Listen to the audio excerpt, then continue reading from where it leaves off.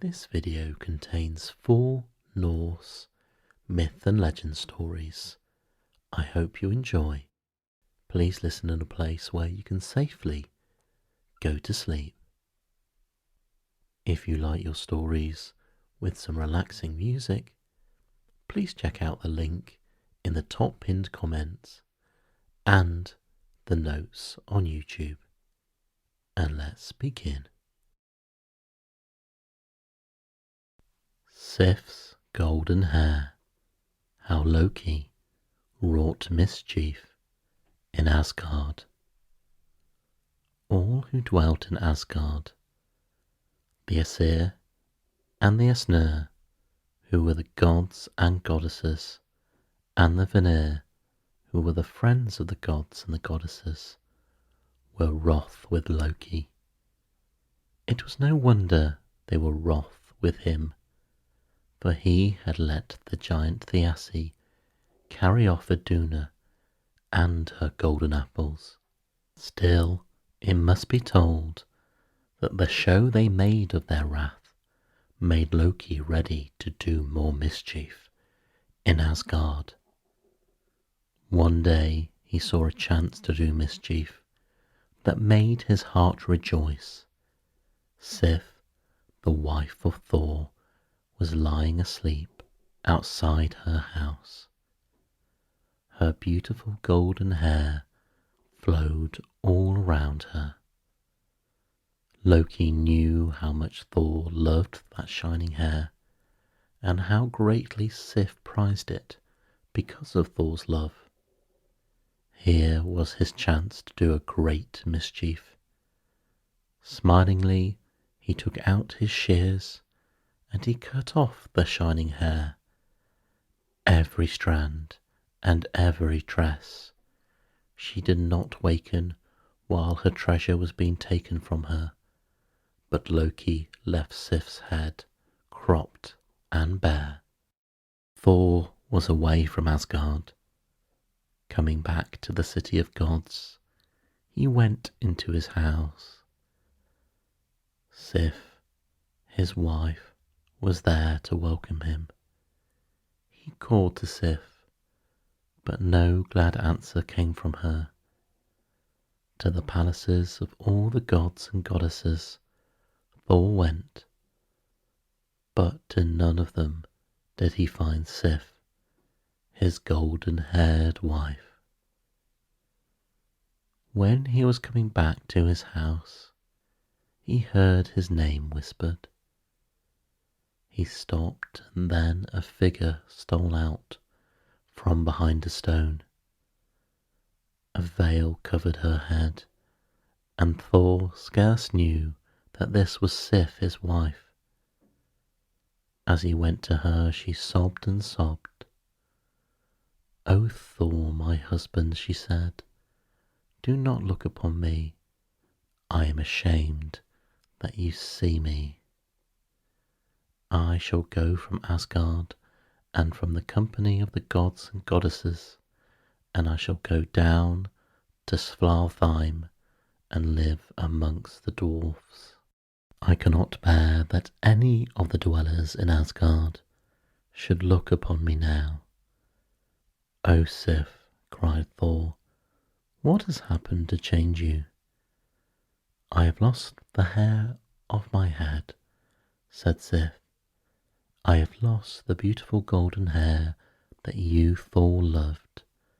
You will not love me any more, and so I must go away down to Svartheim and to the company of the dwarves. They are as ugly as I am now."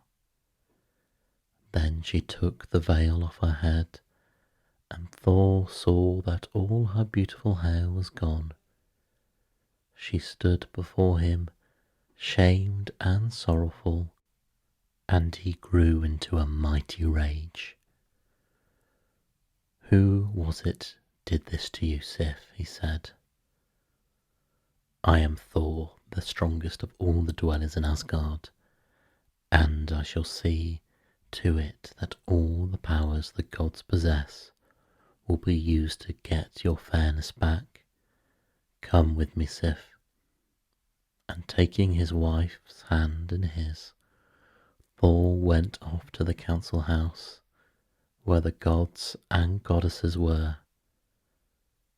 Sif covered her head with her veil, for she would not have had the gods and goddesses look upon her shorn head, but from the anger in Thor's eyes, all saw that the wrong done to Sif was great indeed.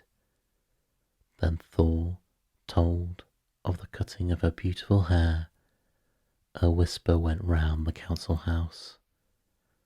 It was Loki did this. No one else in Asgard would have done a deed so shameful. One said to the other. Loki it was who did it, said Thor. He has hidden himself, but I shall find him, and I will slay him. Nay, not so, Thor, said Odin, the father of the gods. Nay, no dweller in Asgard may slay another. I shall summon Loki to come before us here. It is for you to make him, and remember that Loki is cunning and able to do many things. Bring back to Sif the beauty of her golden hair. Then the call of Odin, the call that all in Asgard have to hearken to, went through the city of the gods. Loki heard it, and he had to come from his hiding place and enter the house where the gods held their council. And when he looked on Thor and saw the rage that was in his eyes, and when he looked on Odin and saw the sternness in the face of the father of the gods, he knew that he would have to make amends for the shameful wrong he had done to Sif. Said Odin, there is a thing that you, Loki, have to do. Restore to Sif the beauty of her hair. Loki looked at Odin. Loki looked at Thor, and he saw that what was said would have to be done. His quick mind searched to find a way of restoring to Sif the beauty of her golden hair. I shall do as you command, Odin, or father, he said. But before we tell you of what Loki did to restore the beauty of Sif's golden hair, we must tell you of the other things beside the gods and goddesses who were in the world at the time. First there was Vanir, when the gods, who were called the Aesir, came to the mountain on which they built Asgard. They found other beings there. They were not wicked and ugly like the giants. They were beautiful and friendly. The Vanir, they were named. Although they were beautiful and friendly, the Vanir had no thought of making the world more beautiful or more happy, in that they differed from the Aesir, who had such a thought. The Aesir made peace with them, and they lived together in friendship, and the Vanir came to do things that help the Aesir to make the world more beautiful and happy. Freya, whom the giant wanted to take away with the sun and the moon as the reward for building all the wall around Asgard, was of the Vanir, and the other beings of the Vanir were Frey, who was the brother of Freya, and Ninord, who was their father. On the earth below there were other beings, the dainty elves, who danced and fluttered about, attending to the trees and flowers and grasses. The Vanir were permitted to rule over the elves. Then below the earth, in caves and hollows, there was another race, the dwarves or gnomes, like twisted creatures who were both wicked and ugly, but who were the best craftsmen in the world. In the days when neither the Aesir nor the Vanir were friendly to him, Loki used to go down to Svartheim, the dwarfs dwelling below the earth. And now that he was commanded to restore to Sif the beauty of her hair, Loki thought of help he might get from the dwarfs. Down, down through the winding passages in the earth he went, and he came at last to where the dwarfs were most friendly to him, and they were working in their forges. All the dwarfs were master smiths, and when he came upon his friends, he found them working hammer and tongs, beating metals into shapes. He watched them for a while and took note of the things they were making. One was a spear, so well balanced and made that it would hit whatever mark it was thrown at, no matter how bad the aim the thrower had. The other was a boat that could sail on the sea, but that could be folded up so that it would go into one's pocket. The spear called Skirnir, and the boat was called Skidbladnir. Loki made himself very agreeable to the dwarfs, praising their work and promising them things that only the dwellers in Asgard could give, things that the dwarfs longed to possess. He talked to them till the little ugly folk thought they would come to own Asgard and all that was in it. At last Loki said to them, "Have you got a bar of fine gold that you can hammer into threads so fine that they look like the hair of Sif, Thor's wife?" Only the dwarfs can make a thing so wonderful. Ah, there is the bar of gold. Hammer it into those fine threads, and the gods themselves will be jealous of your work. Flattered by Loki's speeches, the dwarfs were in the forge, took up the bar of fine gold and flung it into the fire. Then taking it out and putting it upon their anvil, they worked on the bar with their tiny hammers until they beat it into threads that were as fine as the hairs of one head. But that was not enough. They had to be as fine as the hairs on Sif's head, and these were finer than anything else. They worked on the threads over and over again until they were as fine as the hair on Sif's head. The threads were as bright as sunlight, and when Loki took up the mass of worked gold, it flowed from his raised hand down on the ground. It was so fine that it could be put into his palm, and it was so light that a bird might not feel its weight. Then Loki praised the dwarfs more and more, and he made more and more promises to them. He charmed them all, although they were unfriendly and a suspicious folk. And before he left them, he asked them for the spear and the boat he had seen them make. The spear Skirnir and the boat Skidbladnir. The dwarfs gave him these things, though in a while after they wondered at themselves for giving them. Back to Asgard Loki went. He walked into the council house where the dwellers in Asgard were gathered. He met the stern look in Odin's eyes and the rageful look in Thor's eyes with smiling good humour. "Off with thy veil, O Sif," he said, and when poor Sif took off her veil, he put upon her shorn head the wonderful mass of gold he held in his palm. Over her shoulders the gold fell, fine, soft, and shining as her own hair, and the Aesir and the Skirnir The gods and the goddesses and the Van and Varna, when they saw Sif's head covering again with shining web, laughed and clapped their hands in gladness. And the shining web held to Sif's head as if it indeed had roots and was growing there.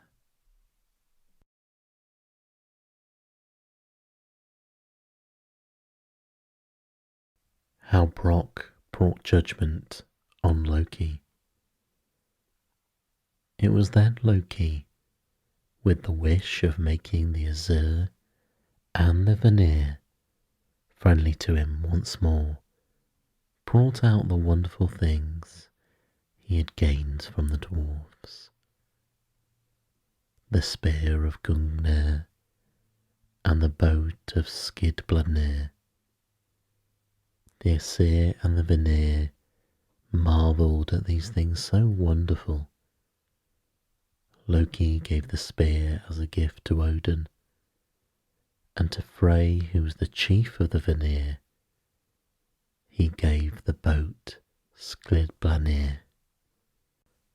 All Asgard rejoiced that things so wonderful and so helpful had been brought to them, and Loki, who had made a great show in giving these gifts, said boastingly, "None but the dwarves who work for me could make such things. There are other dwarves, but they are as unhandy as they are misshapen.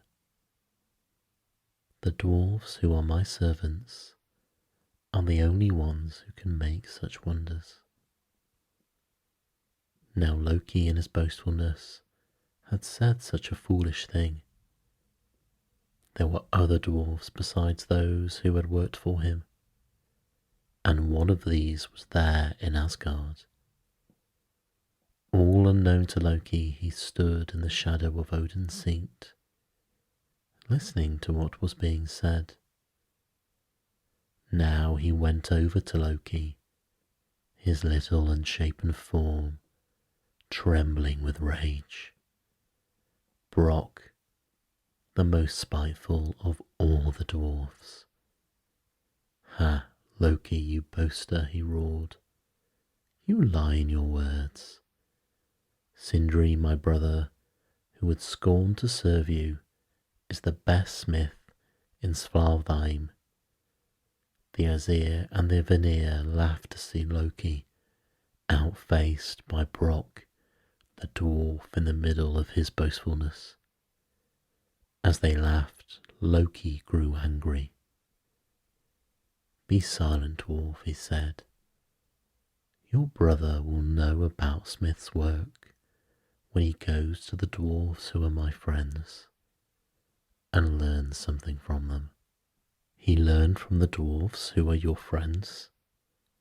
"My brother Sindri learned from the dwarves who are your friends." Brock roared in a greater rage than before. "The things you have brought out of Svartheim would not be noticed by the Aesir and the Vanir if they were put beside the things that my brother Sindri can make. Sometime we will try your brother Sindri and see what he can do," said Loki. Try now, Brock shouted. "I'll wager my head against yours, Loki, that his work will make the dwellers in Asgard laugh at your boasting." "I will take your wager," said Loki. "My head against yours.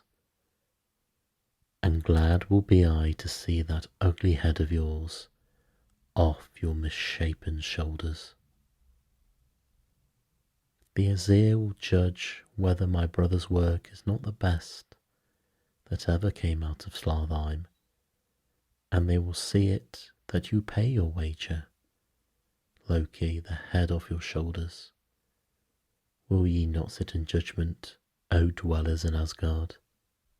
"We will sit in judgment," said the Aesir. Then, still full of rage, Brock the dwarf went down to Svartheim and to the place where his brother Sindri worked. There was Sindri in the glowing forge, working with the bellows, an anvil and hammers beside him, and around him masses of metal, gold and silver, copper and iron. Brock told his tale, how he had wagered his head against Loki's, that Sindri could make things more wonderful than the spear and the boat that Loki had brought into Asgard. "You were right in what you said, my brother," said Sindri, "and you shall not lose your head to Loki. But the two of us must work at what I am going to forge. It will be your work to keep the fire so that it will neither blaze up nor die down for a single instant. If you can keep the fire as I tell you, we will forge a wonder. Now, brother, keep your hands upon the bellows and keep the fire under your control." Then into the fire Sindri threw not a piece of metal, but a pigskin. Brock kept his hands on the bellows, working it so that the fire neither died down nor blazed up for a single instant. And in the glowing fire the pigskin swelled itself into a strange shape. But Brock was not left to work the bellows in peace. Into the forge flew a glad fire. It lightened up Brock's hands and stung them, and the dwarf screamed with pain. But his hands still held the bellows, working to keep the fire steady, for he knew that the glad fire was Loki, and that Loki was striving to spoil Sindri's work. Again the gadfly stung his hands, but Brock, although his hands felt as if they were pierced with hot irons, still worked the bellows so that the fire did not blaze up or die down for a single instant. Sindri came and looked into the fire. Over the shape that was rising there, he said words of magic.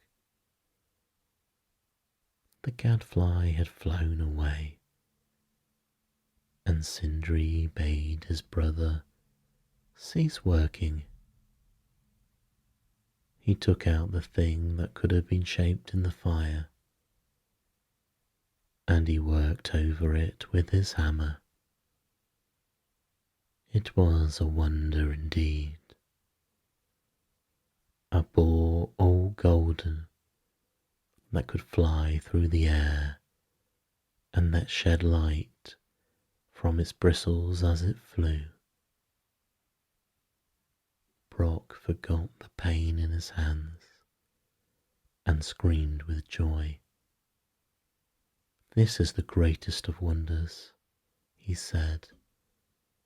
"The dwellers in Asgard will have to give the judgment against Loki. I shall have Loki's head." But Sindri said, "The boar golden bristle may not be judged as a great wonder as the spear Gungnir or the boat Skidbladnir. We must make something more wonderful still. Work the bellows as before, brother, and do not let the fire die down or blaze up for a single instant." Then Sindri took up a piece of gold that was so bright it lightened up the dark cavern that the dwarves worked in. He threw the piece of gold into the fire. Then he went to make something else and left Brock to work the bellows. The gadfly flew in again. Brock did not know it was there until it lightened up the back of his neck. It stung him till Brock felt the pain was wrenching him apart. But still he kept his hands on the bellows, working it so that the fire neither blazed up nor died down for a single instant. When Sindri came to look into the fire, Brock was not able to speak for pain. Again Sindri said magic words over the gold that was being smelted in the fire, and he took it out of the glow and worked it over on the main anvil. And then in a while he showed Brock something that looked like the circle of their sun.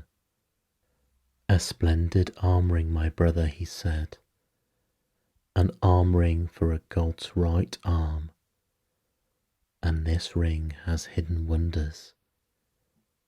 Every 9th night, 8 rings like itself will drop from this arm ring. This is Draupnir, the ring of increase. To Odin, the father of the gods, the ring shall be given, said Brock, and Odin will have to declare that nothing so wonderful or so profitable to the gods was ever brought into Asgard. O Loki, cunning Loki, I shall have thy head in spite of thy tricks. Be not too hasty, brother, said Sindri. What we have done so far is good, but better still must be the thing that will make the dwellers in Asgard give the judgment that delivers Loki's head to thee. Work as before, brother, and do not let the fire blaze.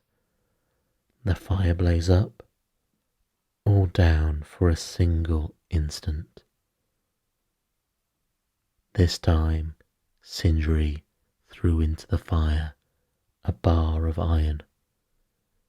Then he went away to fetch the hammer that would shape it. Brock worked the bellows as before, but only his hands were steady, for every other part of him was trembling with expectation of the gadfly's sting. He saw the gadfly dart into the forge. He screamed as it flew round and round him, searching out a place where it might sting him most fearfully. It lighted down on his forehead, just between his eyes. The first sting it gave took the sight from his eyes. It stung again, and Brock felt the blood flowing down. Darkness filled the cave. Brock tried to keep his hands steady on the bellows, but he did not know whether the fire was blazing up or dying down. He shouted, and Sindri hurried up. Sindri said the magic words over the thing that was in the fire. Then he drew it out. An instant more, he said, and the work would have been perfect. But because you let the fire die down for an instant, the work is not as good as it might have been. He took what was shaped in the fire to the main anvil and worked over it. Then, when Brock's eyesight came back to him, he saw a great hammer, a hammer all of iron. The handle did not seem to be long enough to balance the head. This was because the fire had died down for an instant, while it was being formed. "The hammer is Mjolnir," said Sindri, "and it is the greatest of all things that I am able to make. All in Asgard must rejoice to see this hammer. Thor only will be able to wield it. Now I am not afraid of the judgment that the dwellers in Asgard will give. The dwellers in Asgard will have to give judgment for us," Brock cried out. "They will have to give judgment for us, and the head of Loki, my tormentor, will be given to me. No more wonderful or more profitable gifts than these have ever been brought into Asgard," Sindri said. "Thy head is saved, and thou wilt be able to take the head of Loki, who was insolent to us. Bring it here and we will throw it into the fire in the forge." The Asir and the Vanir were seated in the council house of Asgard when a train of dwarves appeared before them. Brock came at the head of the train and was followed by a band of dwarves carrying things of great weight. Brock and his attendants stood round the throne of Odin and hearkened to the words of the father of the gods. "We know why you have come into Asgard from out of Svartheim," Odin said. "You have brought things wonderful and profitable to the dwellers in Asgard. Let what you have brought be seen, Brock.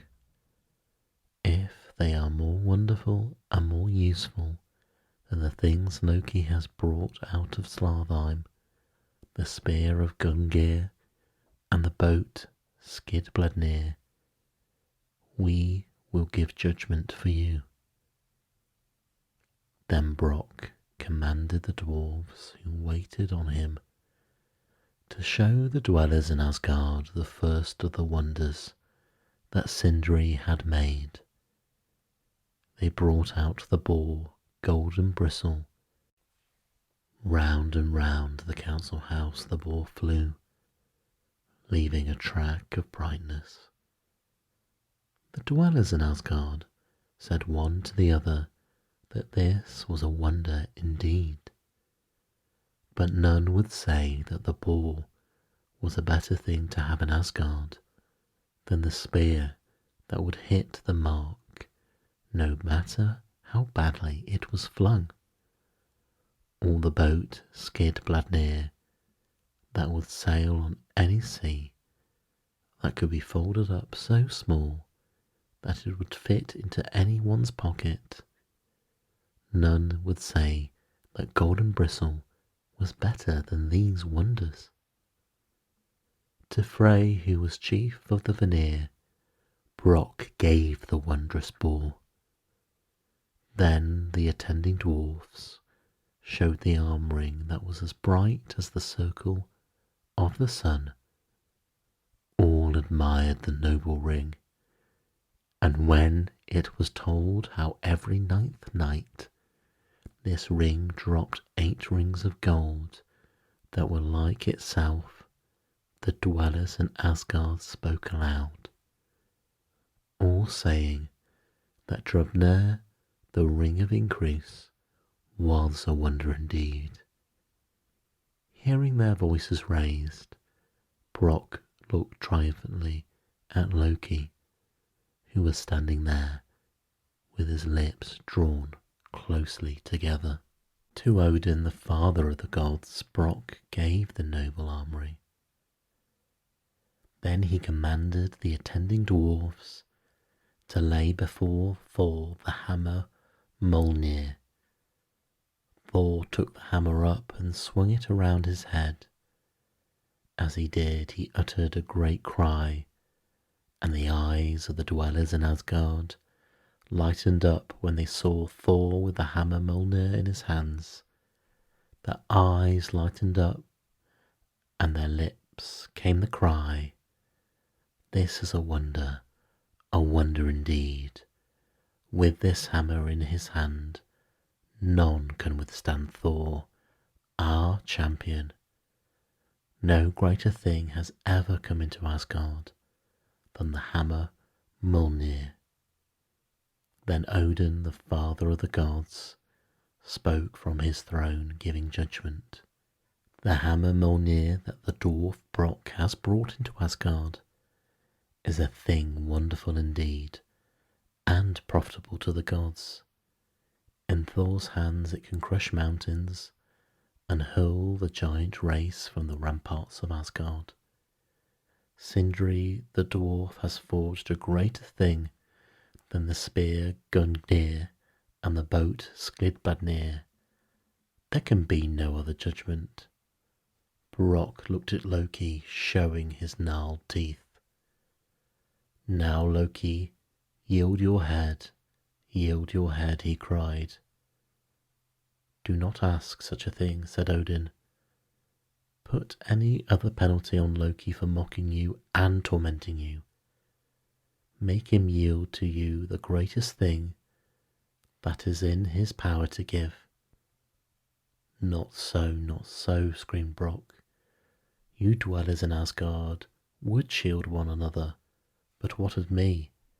Loki would have taken my head had I lost the wager. Loki has lost his head to me.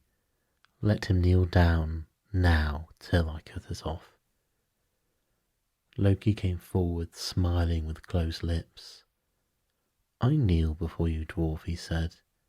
"Take off my head, but be careful. Do not touch my neck. I did not bargain that you should touch my neck. If you do, I shall call upon the dwellers in Asgard to punish you." Brock drew back with a snarl. "Is this the judgment of the gods?" he asked. "The bargain you made, Brock," said Odin, "was an evil one, and all its evil consequences you must bear." Brock, in a rage, looked upon Loki, and he saw that his lips were smiling. He stamped his feet and raged. Then he went up to Loki and said, "I may not take your head, but I can do something with your lips that mock me." "What would you do, dwarf?" said Thor. "Sew Loki's lips together," said Brock, "so that he can do no more mischief with his talk. You dwellers in Asgard cannot forbid me to do this. Down, Loki, on your knees before me." Loki looked round on the dwellers in Asgard and saw that their judgment was that he must kneel before the dwarf. He knelt down with a frown upon his brow. "Draw your lips together, Loki," said Brock. Loki drew his lips together while his eyes flashed fire. With an awl that he took from his belt, Brock pierced Loki's lips. He took out a thong and tightened them together. Then in triumph the dwarf looked on Loki. "Oh, Loki," he said, "you boasted that the dwarfs who worked for you were better craftsmen than Sindri, my brother. Your words have been shown to be lies, and now you cannot boast for a while." Then Brock the dwarf with great majesty walked out of the council house of Asgard, and attending dwarfs marched behind him in procession. Down the passages in the earth the dwarfs went, singing the song of Brock's triumph over Loki. And in Slavine it was told forever after how Sindri and Brock had prevailed. In Asgard, now that Loki's lips were closed, there was peace and a respite from mischief. No one amongst the Aesir or the Vanir was sorry that Loki had to walk about in silence, with his head bent low. How Freya gained her necklace and how her loved one was lost to her. Yes, Loki went through Asgard silent and with head bent, and the dwellers in Asgard said one until the other, "This will teach Loki to work no more mischief." They did not know that what Loki had done had sown the seeds of mischief, and these seeds were soon to sprout up and bring sorrow to the beautiful Freya, to Freya, whom the giant wanted to carry off with the sun and the moon as payment for his building the wall around Asgard. Freya had looked upon the wonders that Loki had brought into Asgard, the golden threads that were Sif's hair, and Frey's boar that shed light from its bristles as it flew. The gleam of these golden things dazzled her, and made her dream in the daytime and the night time of the wonders that she might herself possess. And often she thought, what wonderful things the three giant women would give me if I could bring myself to go to them on their mountain top. Long ere this, when the wall around their city was not yet built, and when the gods had set up only the court with their 12 seats, and the hall that was for Odin, and the hall that was for the goddesses, there had come into Asgard 3 giant women. They came after the gods had set up a forge, and had begun to work metal for their buildings. The metal they worked was pure gold. With gold they built Gladsheim, the hall of Odin, and with gold they made all their dishes and household ware. Then was the age of gold, and the gods did not grudge gold to anyone. Happy were the gods then, and no shadow nor foreboding lay on Asgard. But after the 3 giant women, the gods began to value gold and to hoard it. They played with it no more, and the happy innocence of their first days departed from them. At last the 3 were banished from Asgard. The gods turned their thoughts from the hoarding of gold, and they built up their city, and they made themselves strong. And now Freya, the lovely Vanir bride, thought upon the giant women, and on the wonderful things of gold they had flashed through their hands. But not to Odor, her husband. She did not speak her thoughts, for Odor, more than any of the other dwellers in Asgard, was wont to think of the days of happy innocence, before gold came to be hoarded and valued. Odor would not have Freya go near the mountain top, where the 3 had their high seat. But Freya did not cease to think upon them, and upon the things of gold they had. Why should Odor know I went to them, she said to herself. No one will tell him, and what difference will it make if I go to them and gain some lovely thing for myself? I shall not love Odor the less because I go my own way for once. Then one day she left their palace, leaving Odor, her husband, playing with their little children, Nessa. She left the palace and went down to the earth. There she stayed for a while, tending the flowers that were her charge. After a while she asked the elves to tell her where the mountain was on which the 3 giant women stayed. The elves were frightened and would not tell her, although she was queen over them. She left them and stole down into the caves of the dwarves. It was they who showed her the way to the seat of the giant women, but before they showed her the way, they made her feel shame and misery. "We will show you the way if you stay with us here," said one of the dwarfs. "For how long would you have me stay?" said Freya. "Until the cocks in Svartheim crow," said the dwarfs, closing round her. "We want to know what the company of one of the Vanir is like." "I will stay," Freya said.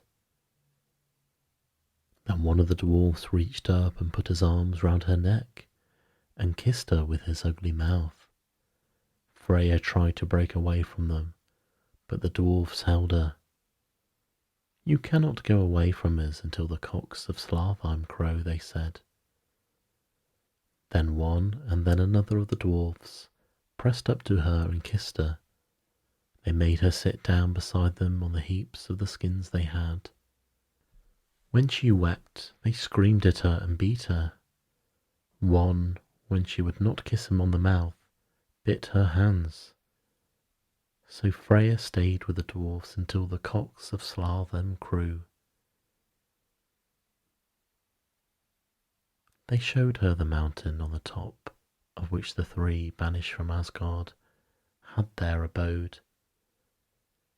The giant women sat overlooking the world of men. "What would you have from us, wife of Odin?"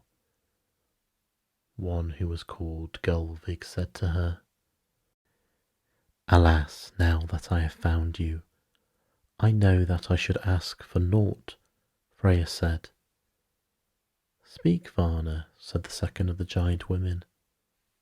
The third said nothing, but she held up in her hands a necklace of gold, most curiously fashioned.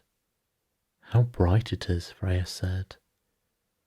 "There is shadow where you sit, women, but the necklace you hold makes brightness now. Oh, how I should joy to wear it." "It is the necklace Bringsumnamen," said the one who was called Gelvig. "It is yours to wear, wife of Odin," said the one who held it in her hands. Freya took the shining necklace and put it around her throat. She could not bring herself to thank the giant women, for she saw there was evil in their eyes. She made reverence to them, however, and went down the mountain on which they sat overlooking the world of men. In a while she looked down and saw Bringsugman, and her misery went from her. It was the most beautiful thing ever made by hands. None of the Isnir and none of the Vanir possessed a thing so beautiful. It made her more and more lovely, and Odin, she thought, would forgive her when he saw how beautiful and happy Bringsugman made her. She rose up from amongst the flowers and took leave of the slight elves and made her way to Asgard. All who greeted her looked long and with wonder upon the necklace that she wore, and into the eyes of the goddesses there came a look of longing when they saw the necklace. But Freya hardly stopped to speak to anyone. As swiftly as she could make her way to her own place, she could show herself to Odin and win his forgiveness. She entered her shining palace and called to him. No answer came. Her child, the little Hanessa, was on the floor playing. Her mother took her in her arms, but the child, when she looked at the necklace, turned away crying. Freya left Hanessa down and searched again for Odin. He was not in any part of their palace. She went into the houses of all who dwelt in Asgard, asking for tidings of him. None knew where he had gone. At last Freya went back to their palace and waited for Odin to return. But Odor did not come. One came to her. It was the goddess Odin's wife, the queenly Frigga. "You are waiting for Odor, your husband," Frigga said. "Ah, let me tell you, Odor will not come to you here. He went when, for the sake of a shining thing, you did what would make him unhappy. Odor has gone from Asgard, and no one knows where to search for him." "I will seek him outside of Asgard," Freya said. She wept no more, but she took down the little child Hanessa and put her in Frigga's arms. Then she mounted her car that was drawn by two cats and journeyed down from Asgard to Midgard, the earth, to search for Odur, her husband. Year in and year out and all over the earth, Freya went searching and calling for the lost Odor. She went as far as the bounds of the earth, where she could look over to Jotunhelm, where dwelt the giant who would have carried her off with the sun and the moon as payment for the building of the wall around Asgard. But in no place, from the end of the rainbow bifrost that stretched from Asgard to the earth, to the boundary of Jotunhelm, did she find a trace of her husband Odor. At last she turned her car toward Bifrost, the rainbow bridge that stretched from Midgard, the earth, to Asgard, the dwelling of the gods. Heimdall, the watcher for the gods, guarded the rainbow bridge. To him Freya went with her half hope fluttering in her heart. "O Heimdall," she cried, "O Heimdall, watcher for the gods, speak to me if you know what Odor is." "Odor is in every place where the searcher has not come. Odor is in every place that the searcher has left. Those who seek him will never find Odor," said Heimdall, the watcher of the gods. Then Freya stood on Bifrost and wept. Frigga, the queenly goddess, heard the sound of her weeping and came out of Asgard to comfort her. "Ah, what comfort can you give me, Frigga?" said Freya. "What comfort can you give me when Odor will never be found by one who searches for him?" "Behold how your daughter, the child Hanessa, has grown," said Frigga. Frey looked up and saw a beautiful maiden standing on the Bifrost, the rainbow bridge. She was young, more youthful than any of the Vanir or the Aesir, and her face and her form were so lovely that all hearts became melted when they looked upon her, and Freya was comforted in her loss. She followed Frigga across Bifrost, the rainbow bridge, and came once again into the city of the gods. In her own palace in Asgard, Freya dwelt with Hanessa, her child. She still wore around her neck the necklace that had lost her Odor, but now she wore it not for its splendour, but as a sign of the wrong she had done. She wept, and her tears became golden drops as they fall on the earth, and by poets who know her story, she is called the beautiful lady in tears. How Frey won Gerda, the giant maiden, and how he lost his magic sword.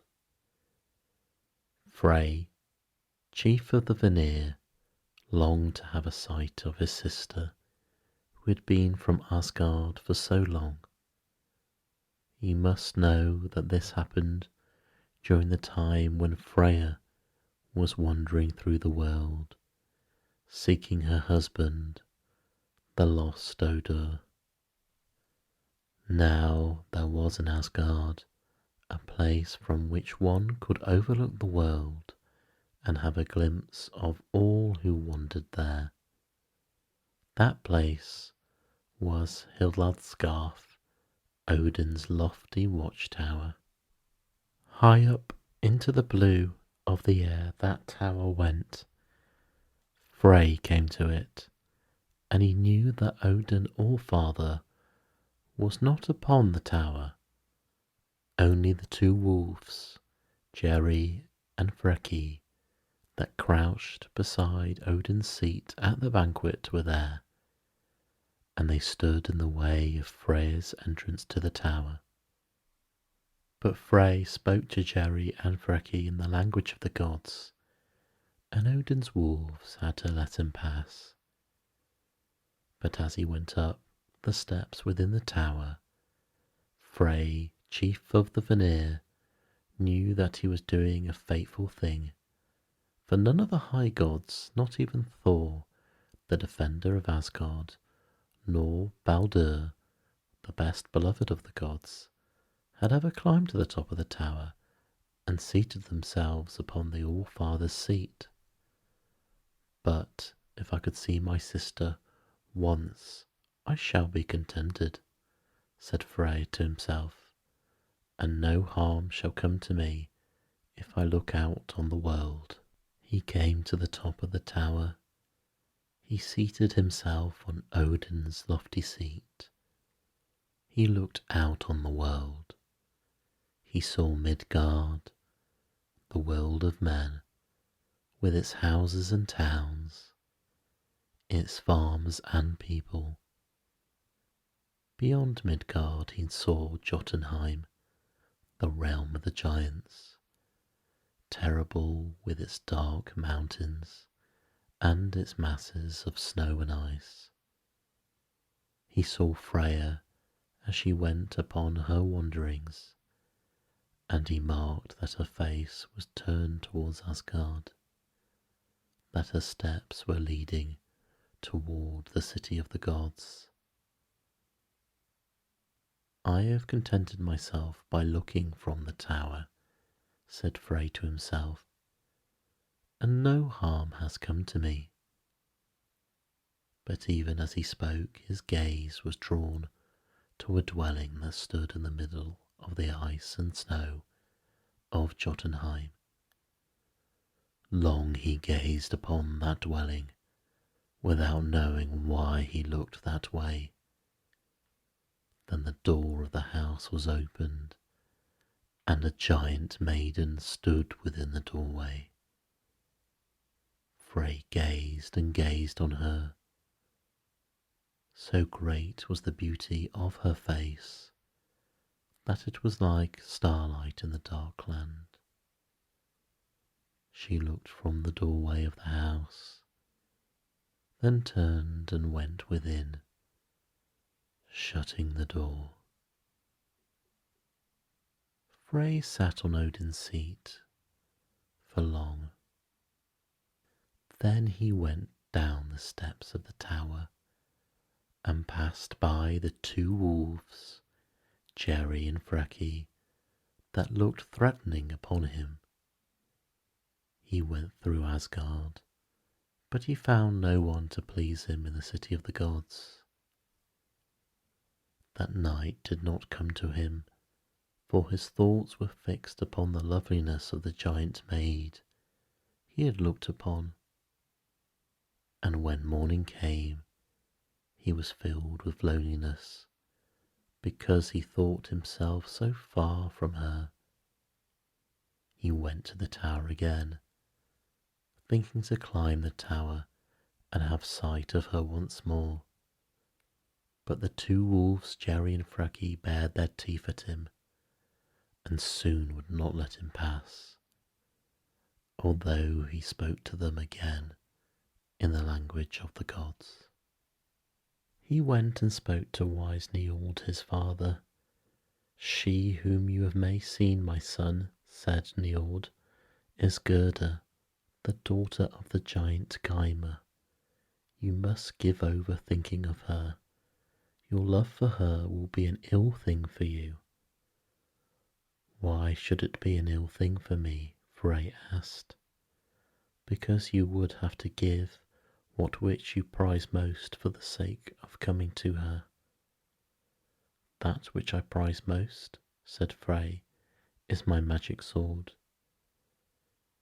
You will have to give your magic sword, said his father, the wise Njord. I will give it, said Frey, loosening his magic sword from his belt. Bethink thee, my son, said Njord, if thou givest thy sword, what weapon wilt thou have in the day of Ragnarok, when the giants will make war upon the gods? Frey did not speak, but he thought the day of Ragnarok was far off. I cannot live without Gerda, he said, as he turned away. There was one in Asgard who was called Skirnir. He was venturesome, being who never cared what he said or did. To no one else but Skirnir could Frey bring himself to tell of the trouble that had fallen on him, the trouble that was punishment for his placing himself on the seat of the All-Father. Skirnir laughed when he heard Frey's tale. Though a Van in love with a maid of Jotunheim, this is fun indeed. Will you make a marriage of it? Would that I might even speak to her, or send a message of love to her, said Frey, but I may not leave my watch over the elves. And if I should take a message to Gerda, said Skirnir the venturesome, what would my reward be? My boat, Skidbladnir, or my boar, Golden Bristle, said Frey. No, no, said Skirnir. I want something to go by my side. I want something to use in my hand. Give me the magic sword you own. Frey thought upon what his father had said, that he would be left weaponless on the day of Ragnarok, when the giants would make war with the gods, and when Asgard would be endangered.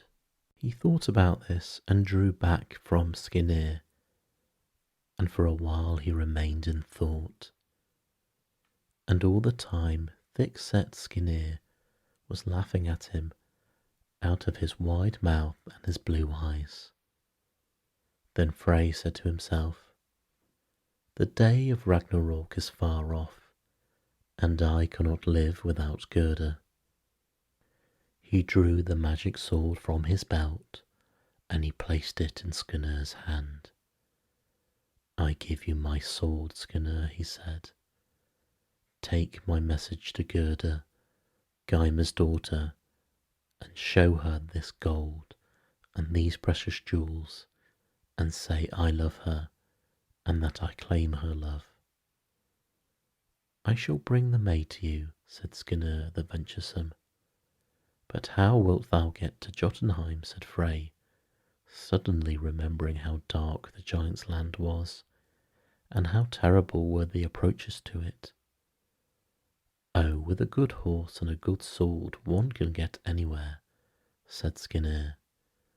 My horse is a mighty horse, and you have given me your sword of magic. Tomorrow I shall make the journey. Skirnir rode across Bifrost the Rainbow Bridge, laughing out of his wide mouth and his blue eyes at Heimdall, the warder of the bridge to Asgard. His mighty horse trod the earth of Midgard, and swam the river that divides Midgard, the world of men, from Jotunheim, the realm of the giants. He rode on heedlessly and recklessly, as he did all things.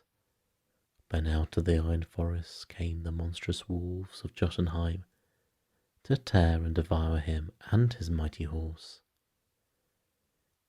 It was well for Skirnir that he had in his belt Frey's magic sword. Its edge slew, and its gleam frightened the monstrous beasts. On and on Skirnir rode on his mighty horse. Then he came to a wall of fire. No other horse but his mighty horse could go through it. Skirnir rode through the fire, and he came to the dale in which was Gymer's dwelling. And now he was before the house that Frey had seen Gerda enter on the day when he had climbed the tower, Odin's watchtower. The mighty hounds that guarded Gymer's dwelling came and bayed around him, but the gleam of the magic sword kept them away. Skirnir backed his horse to the door and made his horse's hooves strike against it. Gymer was in the feast hall drinking with his giant friends, and he did not hear the baying of the hounds, nor the clatter that Skirnir made before the door. But Gerda sat spinning with her maidens in the hall. "Who comes to Gymer's door?" she said. "A warrior upon a mighty horse," said one of the maidens. "Even though he may be an enemy, and one who slew my brother, yet shall we open the door to him and give him a cup of Gymer's mead," said Gerda. One of the maidens opened the door, and Skirnir entered Gymer's dwelling. He knew Gerda amongst her maidens. He went to her and showed her the rich gold and the precious jewels that he had brought from Frey. "These are for you, fairest Gerda," he said, "if you will give your love to Frey, the chief of the Vanir." "Show your gold and jewels to other maidens," said Gerda. "Gold and jewels will never bring me to give my love." Then Skirnir the venturesome, the heedless of his words, drew the magic sword from his belt and held it above her. "Give your love to Frey, who has given me this sword," he said, "or meet your death by the edge of it." Gerda, Gymer's daughter, only laughed at the reckless Skirnir. "Make the daughters of men fearful by the sharpness of Frey's sword," she said, "but do not try to frighten a giant's daughter with it." Then Skirnir the reckless, the heedless of his words, made the magic sword flash before her eyes, while he cried out in a terrible voice, saying a spell over her. "Gerda, I will curse thee. Yes, with this magic blade I shall touch thee. Such is its power, that like a thistle withered 'twill leave thee, like a thistle the wind strips from the roof." Hearing these terrible words and strange hissings of the magic sword, Gerda threw herself on the ground, crying out for pity. But Skirnir stood above her, and the magic sword flashed and hissed over her. Skirnir sang, "More ugly I leave thee than maid ever was. Thou wilt be mocked at by men and by giants. A dwarf only will wed thee, now on this instant. With this blade I shall touch thee, and leave thee bespelled." She lifted herself on her knees and cried out to Skirnir to spare her from the spell of the magic sword. "Only if thou wilt give thy love to Frey," said Skirnir. "I will give my love to him," said Gerda. "Now put up my magic sword and drink a cup of mead, and depart from Gymer's dwelling." "I will not drink a cup of your mead, nor shall I depart from Gymer's dwelling, until you yourself say that you will meet and speak with Frey." "I will meet and speak with him," said Gerda. "When will you meet and speak with him?" said Skirnir. "In the wood of the Barry, 9 nights from this. Let him come and meet me there."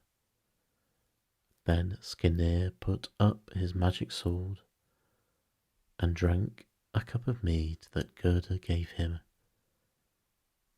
He rode from Gymer's house laughing aloud at having won Gerda for Frey, so making the magic sword his own forever. Skirnir the venturesome, the heedless of his words, riding across Bifrost on his mighty horse, found Frey standing waiting for him beside Heimdall, the warder of the bridge to Asgard. "What news dost thou bring me?" cried Frey. "Speak, Skirnir, before thou dost dismount from thine horse. In 9 nights from this thou must meet Gerda in Barry Wood," said Skirnir. He looked at him, laughing out of his wide mouth and his blue eyes. But Frey turned away, saying to himself, "Long is one day, long, long two. Can I live through 9 long days?" Long indeed were these days for Frey, but the 9th day came, and in the evening Frey went to Barry Wood, and there he met Gerda the giant maid. She was as fair as when he had seen her before the door of Gymer's house, and when she saw Frey so tall and noble looking, the giant's daughter was glad that Skirnir the venturesome had made her promise to come to Barry Wood. They gave each other rings of gold. It was settled that the giant maid should come as a bride to Asgard. Gerda came, but another giant maid came also. This is how that came to be. All the dwellers in Asgard were standing before the great gate, waiting to welcome the bride of Frey. There appeared a giant maid who was not Gerda. All in armour was she. "I am Skadi," she said, "the daughter of Thiassi. My father met his death at the hands of the dwellers in Asgard. I claim a recompense." "What recompense would you have, maiden?" said Odin, smiling to see a giant maid standing so boldly in Asgard. "A husband from amongst you, even as Gerda, and I myself must be let choose him." All laughed aloud at the words of Skadi. Then said Odin, laughing, "We will let you choose a husband from amongst us, but you must choose him by his feet." "I will choose him whatever way you will," said Skadi, fixing her eyes on Balder, the most beautiful of all the dwellers in Asgard. They put a bandage around her eyes, and the Azir and the Vanir seat in a half circle around her. She went by, she stooped over each, and laid hands upon their feet. At last she came to one whose feet were so finely formed that she felt sure it was Baldur. She stood up and said, "This is the one that Skadi chooses for her husband." And the Azir and the Vanir laughed more and more. They took the bandage off her eyes, and she saw not Baldur the beautiful, but Niord the father of Frey. But as Skadi looked more and more on Niord, she became more and more contented with her choice, for Niord was strong and he was noble looking. These two, Niord and Skadi, went first to live in Niord's palace by the sea, but the coming of the sea mew would waken Skadi too early in the morning, and she drew her husband to the mountain top where she was more at home. She would not live long away from the sound of the sea. Back and forward between the mountain and the sea, Skadi and Njord went, but Gerda stayed in Asgard with Frey. Her husband and the Azir and the Vanir came to love greatly Gerda, the giant maid.